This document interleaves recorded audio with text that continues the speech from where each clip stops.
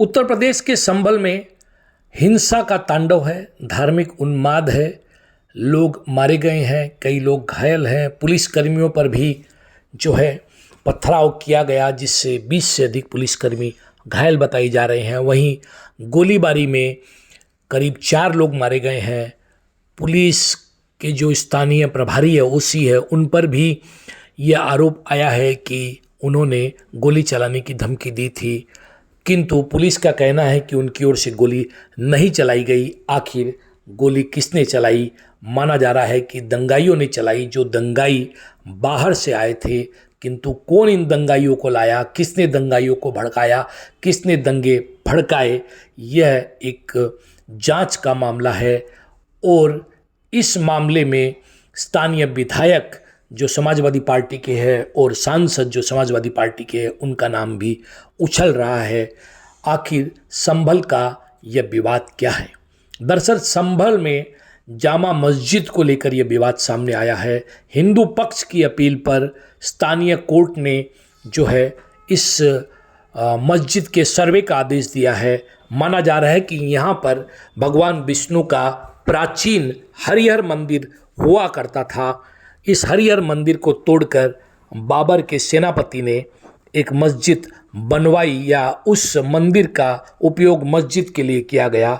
यह विवाद सदियों पुराना है। मुगल काल में ऐसा माना जा रहा है कि आंशिक रूप से इसे ध्वस्त किया गया था और बाद में इस पर कब्जा कर लिया गया था। यह फिलहाल भारतीय पुरातत्व सर्वेक्षण यानी ASI के अधीन है।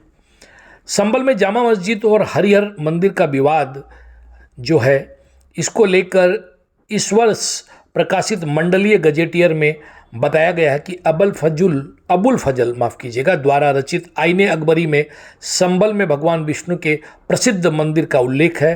संभल में पुराने शहर के मध्य में स्थित विशाल टीले पर भगवान विष्णु का प्रसिद्ध मंदिर होने का प्रमाण मिला है। यही हरिहर मंदिर माना जाता है। HR नेविल ने मुरादाबाद गजेटियर 1911 में लिखा है कि मंदिर अब अस्तित्व में नहीं है, इसका स्थान एक मस्जिद ने ले लिया है। इसमें महत्वपूर्ण अभिलेख है जिसके अनुसार मस्जिद का निर्माण हदू बेग ने बाबर के आदेश पर कराया था। हालांकि मस्जिद बाबर के समय से पूर्व की प्रतीत होती है। मस्जिद के पश्चिमी छोर पर स्थित ढलानदार विशाल बुर्ज जौनपुर की इमारतों का स्मरण कराते हैं। गजेटियर के मुताबिक मस्जिद के दक्षिणी प्रखंड में मौजूद अभिलेख के अनुसार रुस्तम खान दखिनी ने 1657 ईस्वी में मस्जिद की मरम्मत करवाई। ऐसा ही अन्य अभिलेख उत्तरी प्रखंड में सैयद कुतुब 1626 के बारे में है। 2 अभिलेख 1845 के लगभग मस्जिद की मरम्मत का जिक्र करते हैं। बाबर के सेनापति ने मंदिर को आंशिक रूप से ध्वस्त कराने की बातें भी लगातार उठती रही है। 19 नवंबर को गौरतलब है कि सिविल जज सीनियर डिवीजन की अदालत में दायर वाद में 26 बिंदुओं में संभल की भौगोलिक व ऐतिहासिक तथ्यों के साथ बाबरनामा की डायरी का भी उल्लेख है। लिखा गया है कि बाबरनामा की डायरी के पेज संख्या 687 पर उल्लेख है कि बाबर जुलाई 1529 में संभल आया था। बाबर के सेनापति ने उसके कहने पर श्री हरिहर मंदिर को आंशिक रूप से ध्वस्त कराया, फिर उस पर कब्जा करके मस्जिद के रूप में इस्तेमाल करना शुरू कर दिया। मस्जिद भारतीय पुरातत्व सर्वेक्षण ASI के अधीन है। वाद में कहा गया है ASI ने अपनी वैधानिक जिम्मेदारी का पालन नहीं किया, क्योंकि उक्त संपत्ति में जनता के प्रवेश के लिए कोई प्राविधान नहीं है। श्री हरिहर मंदिर भगवान कल्कि को समर्पित है। यह सदियों पुराना है, जिसे एक समिति जामी मस्जिद समिति संभल द्वारा अवैध रूप से उपयोग किया जा रहा है। इमारत को 22 दिसंबर 1920 को प्राचीन स्मारकों के संरक्षण अधिनियम 1904 की धारा 3 उपधारा 3 के तहत अधिसूचित किया गया था। इसलिए श्री हरिहर मंदिर दायर वाद में दावा किया गया है कि संभल का पुराना शहर महिष्मत नदी के किनारे रुहेलखंड के केंद्र में स्थित है। सतयुग में इसे सब्रित या सब्रत या संबलेश्वर के नाम से जाना जाता था। त्रेता युग में इसे महदगिरी, द्वापर में पगला और कलयुग में इसे संबल के नाम से जाना जाता है। संस्कृत में इसे संबल ग्राम कहा जाता है। हिंदू शास्त्रों के अनुसार प्राचीन काल में भगवान विष्णु और भगवान शिव का एक अद्वितीय विग्रह प्रकट हुआ था और इसी कारण इसे श्री हरिहर मंदिर कहा जाता है।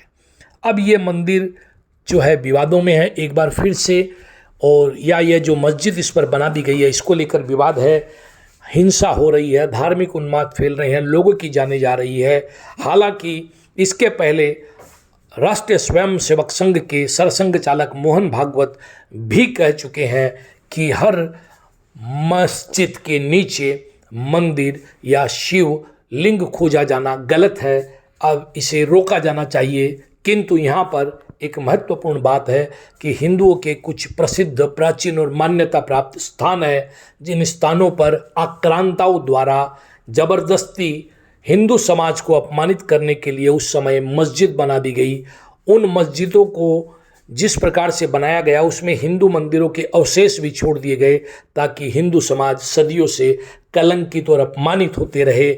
इस बात को मुसलमानों को भी समझने की ज़रूरत है और इन सब स्थानों पर पुनर्विचार करते हुए उन्हें खाली करने की ज़रूरत है। अगर यह सामाजिक स्तर पर आपसी सौहार्द और समन्वय के साथ किया जाए तो यह एक मिसाल पेश हो सकती है और हिंदू समाज को भी यहाँ पर थोड़ा उदारवादी रवैया अपनाते हुए हर जगह जो है अपना दावा पेश नहीं करना चाहिए, बल्कि एक ऐतिहासिक लिस्ट मुस्लिम समाज के सामने प्रस्तुत की जा सकती है, चाहे कोर्ट के माध्यम से अथवा सामाजिक स्तर पर बैठकर, और इन पर फैसला हो सकता है ताकि इस प्रकार की हिंसा और लोगों की जानें जो जा रही है इनसे बचा जा सके और दोनों समाज के बीच में आपसी सौहार्द बना रह सके। नमस्कार, देखते रहिए नॉर्थ ईस्ट तक, सब्सक्राइब करना नहीं भूले। वंदे मातरम, जय आयोग होम, भारत माता की जय।